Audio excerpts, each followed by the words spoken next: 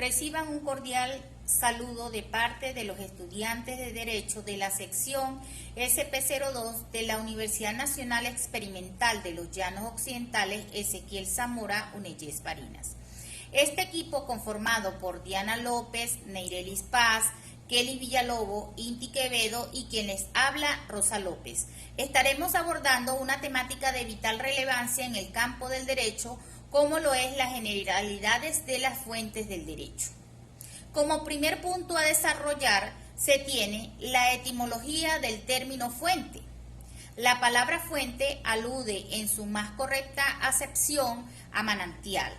En sentido figurado, equivale al principio de algo, es decir, es sinónimo de nacimiento, brote u origen de una cosa.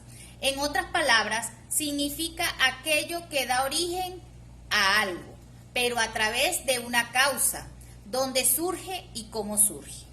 Esta palabra tiene un primer significado muy lejano al mundo jurídico.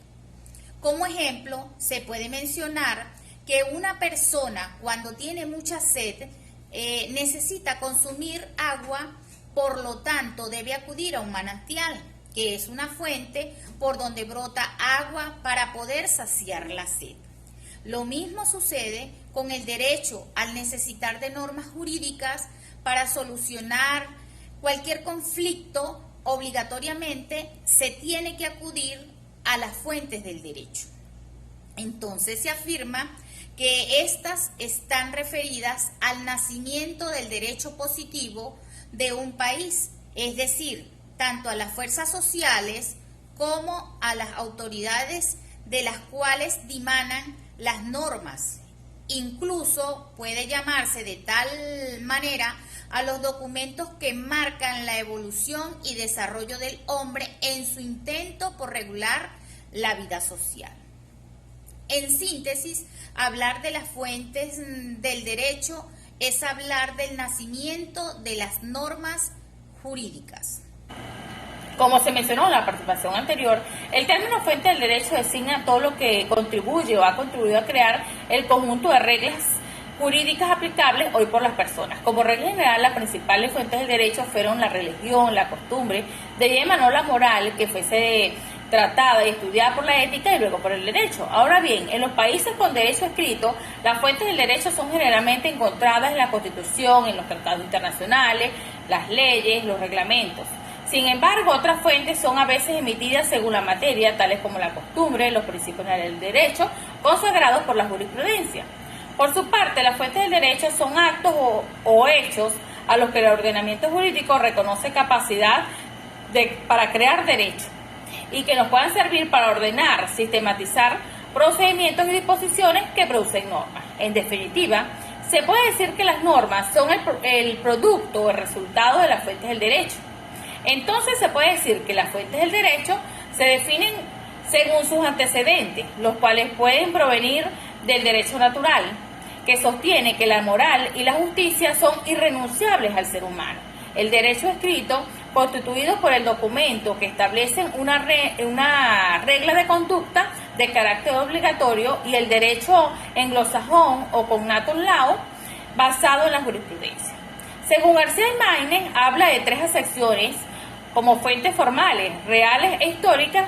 Las fuentes formales son el proceso de creación de la norma jurídica, las fuentes reales son los factores y elementos que determinan los contenidos de la misma, y las fuentes históricas se refieren a los documentos, inscripciones, papiros, libros y entre otros que cierran el contexto de una ley o un conjunto de ellas.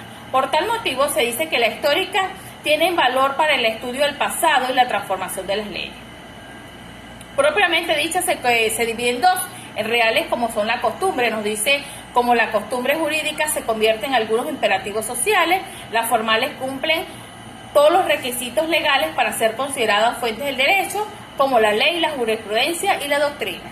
Las orientaciones actuales de las fuentes del derecho pueden incluir el reconocimiento de los derechos humanos como base fundamental, la incorporación de nuevas tecnologías en la legislación, la consideración de la jurisprudencia internacional y el fortalecimiento de la participación ciudadana en la creación y la aplicación de nuevas leyes. Profundizando un poco más en cada una de estas orientaciones, el reconocimiento de los derechos humanos, existe una tendencia a fortalecer la protección y promoción de los derechos humanos en todas las ramas del derecho. En la incorporación de nuevas tecnologías, con el avance de la tecnología, las fuentes del derecho están adaptándose y pueden regular, por ejemplo, aspectos como datos personales, la ciberseguridad, el comercio electrónico y todos los temas relacionados con el mundo digital. En la consideración de la jurisprudencia internacional, cada vez son más los tribunales y los legisladores que toman en cuenta la jurisprudencia y las decisiones judiciales internacionales como una fuente de inspiración o incluso como guía para interpretar y aplicar el derecho nacional. Cuando hablamos sobre la incorporación de la participación ciudadana, se busca fomentar la participación activa de los ciudadanos en la creación y la aplicación de las leyes a través de mecanismos como consultas públicas, audiencias y espacios donde el diálogo sea la base. Historias de la fuente del derecho. Fuentes históricas son todos los acontecimientos, documentos, vestigios que en su momento encerraron una norma o ley jurídica y que le sirve al legislador para crear nuevas leyes.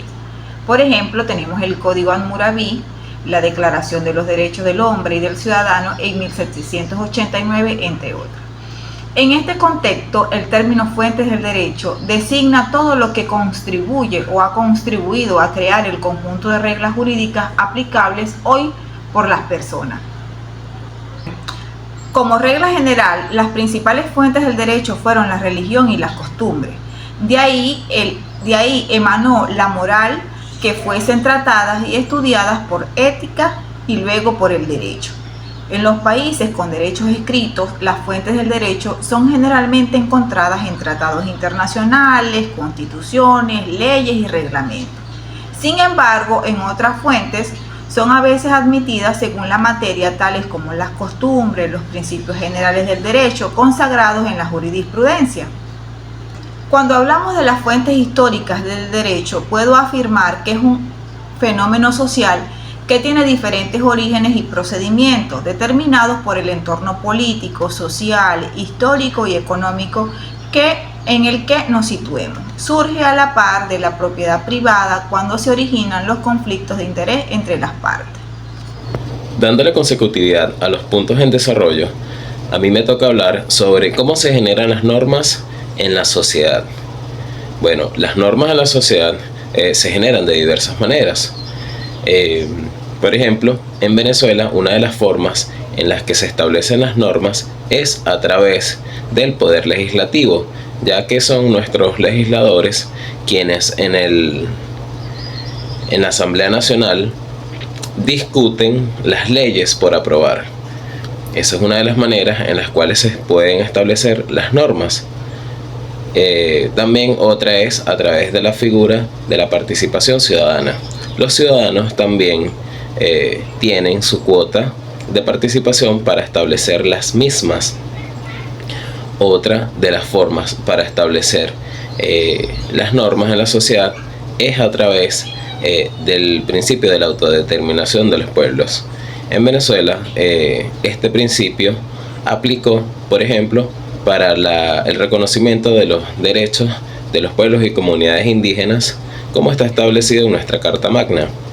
Ahora bien, como dije hace unos minutos,